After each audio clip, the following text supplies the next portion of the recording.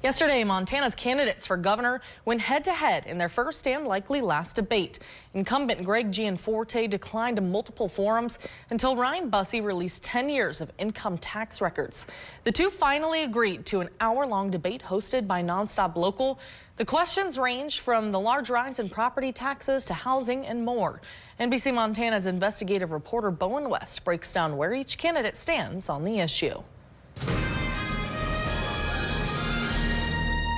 Some weren't sure if a debate would even happen between incumbent Governor Greg Gianforte and challenger Ryan Busse, but on Wednesday, they finally clashed over the problems facing Montana.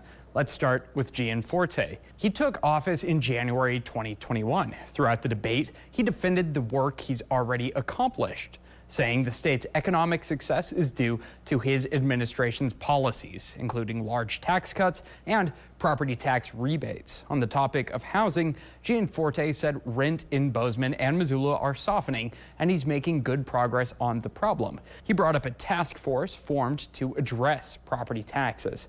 He added wage and job growth in the state under his administration grew. Discussing homelessness, he said it's an issue that improves with access to behavioral health.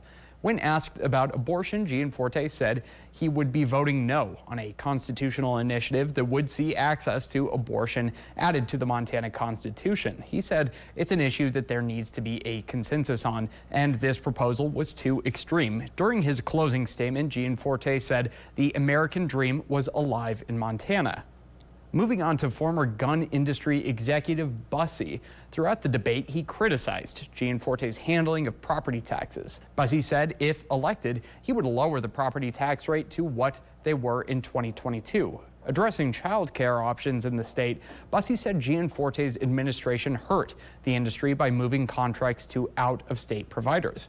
Busse claimed Gianforte was out of touch with Montanans, saying the incumbent gave tax cuts to the wealthy instead of ordinary citizens. On the topic of abortion, Busse said he supports Constitutional Initiative 128 and brought up pieces of legislation Gianforte signed that limited access in the state.